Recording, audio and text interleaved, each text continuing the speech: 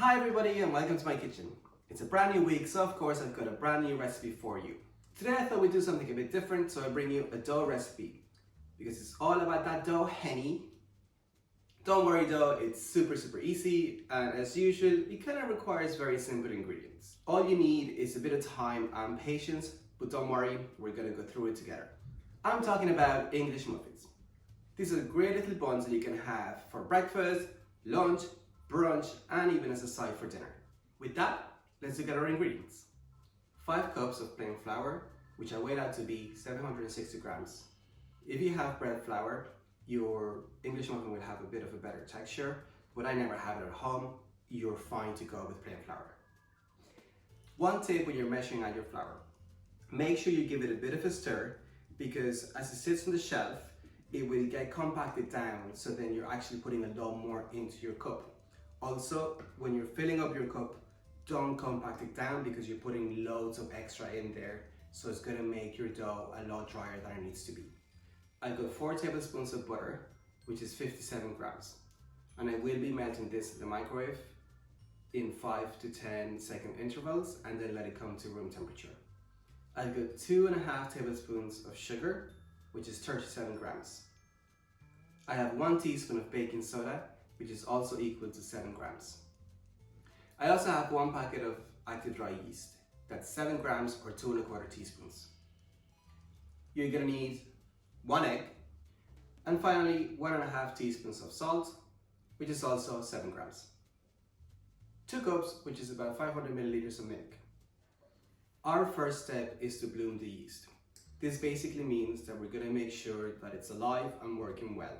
The last thing you want to do is spend hours making your dough only to realize that your yeast is dead and therefore you're gonna end up with pancakes. For this, I'm first gonna heat up my milk in the microwave. I want it to be warm, I don't want it to be scalding hot because then it will kill our yeast. I've heated up my milk for about 1.5 minutes in the microwave, but in 30-second intervals. It's nice and warm. Next, I'm gonna take 1 teaspoon of my sugar and mix it into the milk. And then I'm gonna sprinkle my yeast on top. And you're gonna leave it there for 5 to 10 minutes. What you should be seeing is that it will bubble a little bit. This means that your yeast is alive and it's doing its job. And also you're gonna get this beautiful yeasty smell. If you see both of the things, we're flying. My yeast is doing its thing. I can already kind of smell it, so I think we're looking good. Today I'm going to use my stand mixer. She's over here, isn't she beautiful? Now, I love using this thing because it saves you a lot of time, but you could 100% do all this by hand. While we wait, I'm just going to get all my dry ingredients ready. I'm going to sift in my flour, just to get rid of any lumps.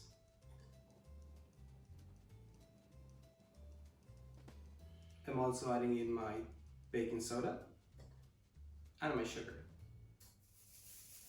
And just give them a bit of a mix. You can also add in your salt at this point. My yeast is nice and frothy. This means that it's working extremely well. So it's going to give us a nice and airy dough. I've also mixed my dry ingredients, so now I'm just going to mix my wet. I have my butter, which is melted and cooled, which is going to go straight in here. And I also have my 1 egg. And give it all a quick whisk. And now it's time to put everything together. I have my dough hook attachment on my stand mixer. I'm just gonna make a little well in the center.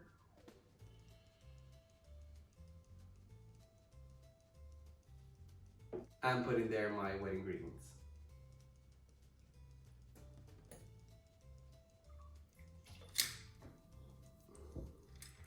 Start mixing this on a low speed first, and then once everything starts to come together, you can speed it up. And you're gonna need it for about 3 to 4 minutes on your stand mixer. Like I said, you can do it all by hand with a wooden spoon, just until everything that comes together. Put it onto your flour surface and knead for about 10 minutes. Kneading is super forgiving, there really isn't a wrong way to do it, so just keep kneading it through. While my dough is mixing, I've put some neutral flavor oil into a glass bowl, and I'm just going to spread it around with my hands, because then we're going to put our dough, once it's ready, in here to rise for 2 hours. You can see my dough is starting to come together, so I'm just going to scrape the bottom of the bowl just to make sure that all the flour is incorporated, and now we can put our speed up and let it run for 3 to 4 minutes.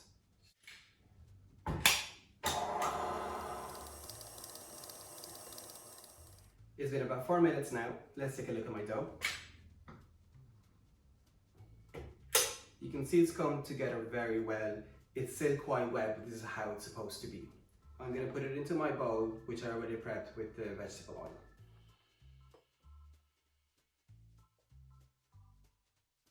That's it. You can put it a little bit, just bring it together, and you can just give it a bit of a turn around in the vegetable as well, so it's all covered and doesn't dry out.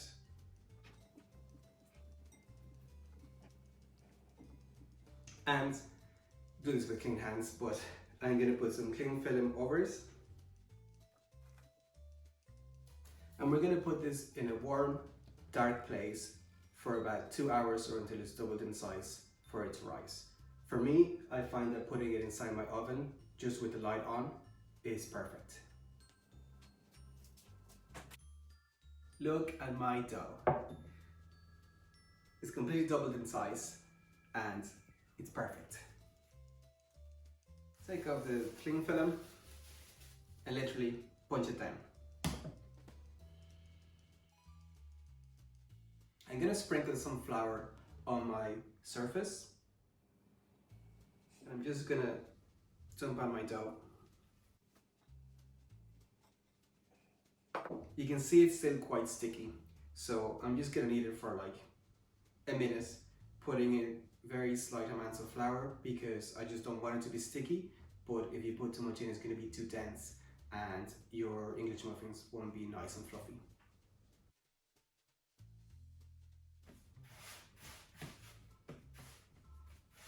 And that really is all you need. Next, I'm going to divide up my dough and shape it. If you want it to be exact, you could weigh out your dough, divide it 16 times, and know exactly how much each piece of dough is going to weigh. But I'm just going to eyeball it. No one's going to know.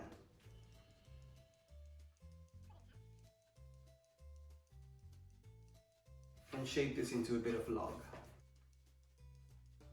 And then we're going to try to get 8 pieces out of this.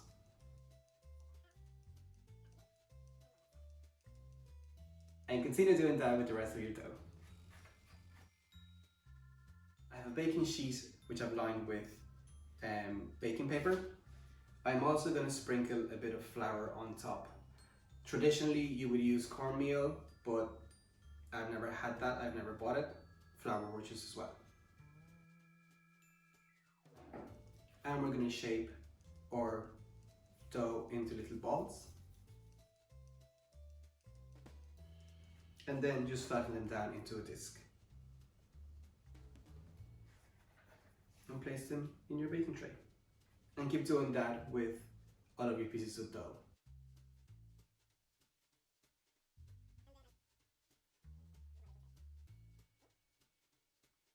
I have 2 baking sheets ready, because this makes 16 English muffins and you don't want them to be too crowded together.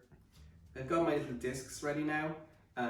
You can see they're not perfectly equal, but that's fine. You know, it's a rustic look to it, it's homemade. That is exactly what we want. Now, I'm going to cover them with a clean tea towel and let them rise for 45 minutes to an hour, or until they double in size. Good night. My buns have been rising now for about an hour and a half. It's quite a chilly day today, so I put them in the oven just with the light turned on like before, just to give them a helping hand. My buns are ready now. Let me show you what they look like. You can see they've risen quite a bit. There's 3 different ways you can actually cook these now. And I'm actually going to try all 3 of them, because I'm really curious to see what the results are when you use each different method. The first one is you can fry them on a pan. You can also bake them in the oven, or the third way is to first fry them and then bake them. I'm preheating my oven to 170 degrees. I'm also going to preheat my pan to medium heat. In terms of your pan, You can use a cast iron pan or a non-stick pan, but just don't put any oil or anything in it. At this point, you also want to be very gentle with your buns. You don't want to be knocking them about because you might actually deflate them and then they won't rise.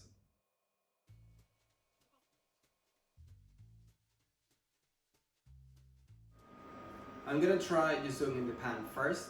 I've carefully placed my buns in the pan and I'm gonna leave them for 7 to 8 minutes, flipping halfway through.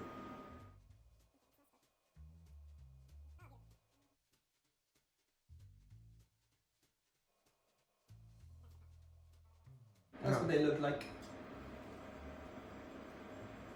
I did leave it a bit too long on this side, but that's fine. You can learn as you go along. The first one's always a bit dodgy.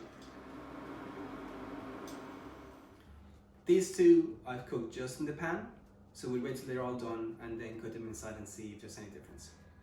My next batch I'm just going to bake in the oven. I'm going to bake them for 7 to 8 minutes, flip them, and bake them for a further 7 to 8 minutes. I'm flipping over my oven batch and then I'm going to put the pan ones in here and I'm just going to bake together for the next 8 minutes.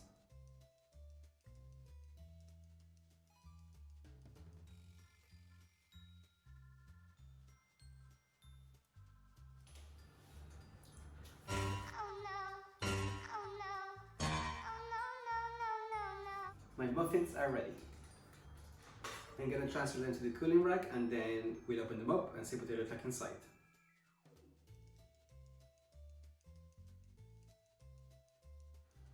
My muffins are now ready. I'm going to cut one of them open, one of each, and see what they look like inside. Apparently the right way to open your English muffin is with a fork. So just poke it around the sides and then tear it open.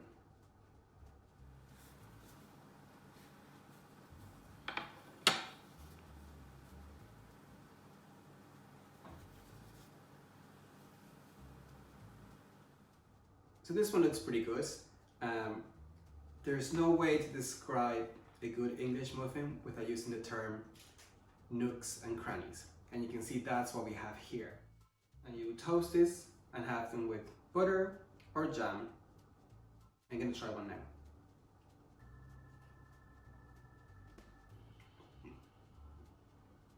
I think method one was a success. Okay. Our next two are the ones that were baked in the oven. You can see they don't resemble English muffins that much. To me they look more like dinner rolls, but let's open them up and see what they look like inside.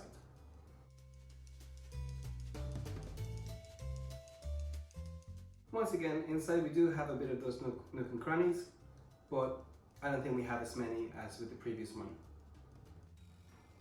Are you gonna try? I don't know how to explain it, but it tastes different. I guess the baking method maybe dried out the inside a little bit more. It's by no means dry, but it's a good flavor. Our last ones are the ones that were fried first in the pan and then baked in the oven.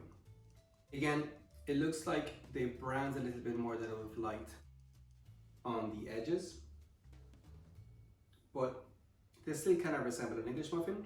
Let's open it up and see what it looks like inside.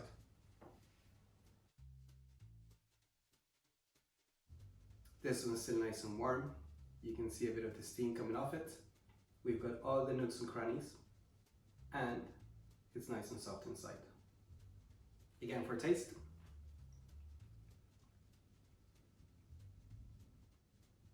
Again, this is very tasty, nice and soft.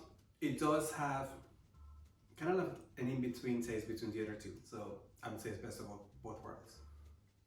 I noticed that there's something I could have done a bit better with these, and it's when I was rolling my balls of dough before I flattened them down, I should have made them tighter. You can see that some of them have this strange cracks on them, and that's because of the fact that the dough balls weren't tight enough.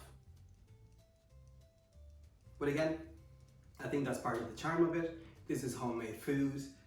It's not all supposed to be perfect. It didn't come out of a line in a factory, so rustic, it's good. Now for the verdict. I think they're all really good. In terms of looks, I think the ones fried in the pan are the best ones. I probably would have had the heat a little bit lower. You can see it's quite dark at the bottom and the top, but again, it's the one that resembles what I would consider an English muffin. The baked ones, as I said, look a bit more like a dinner roll, but it tastes really bready. It's very, very tasty. The ones that were fried and then baked, when they came off the pan, they really resembled English muffins. But in the oven, I think maybe I left them a little bit too long, or it's possible the temperature was a bit too high because the sides browned quite a bit and they lost a bit of that traditional look. But taste-wise, they're also extremely tasty. The inside came out the same for pretty much all of them. So if I had to pick one, I think pan only is the best method. Just keep an eye on your temperature. Make sure you're not browning too much. I continue testing this method, but you can see I added the lid on. This creates extra heat, so it helps to cook the inside of the muffin. Do keep checking them. Make sure they're not browning too much on the top and bottom. You can see these are looking perfect. Once done, let them cool on a wire rack for at least 10 minutes because the residual heat will continue to cook the inside of the muffin. That's it for today's video. Thank you so much for joining me, and please make sure you try this. They're quite easy to make, if only a bit time consuming. And if you take into account the little tips that I gave you there at the end, you'll have fantastic results. These guys toast extremely well with some butter, some jam. Comment down below with your favorite way to have English muffins. We post videos every week, so please make sure you are subscribed so you don't miss any of our upcoming recipes. Share with your friends and like this video. With that, I leave you and enjoy. See you next week. Bye.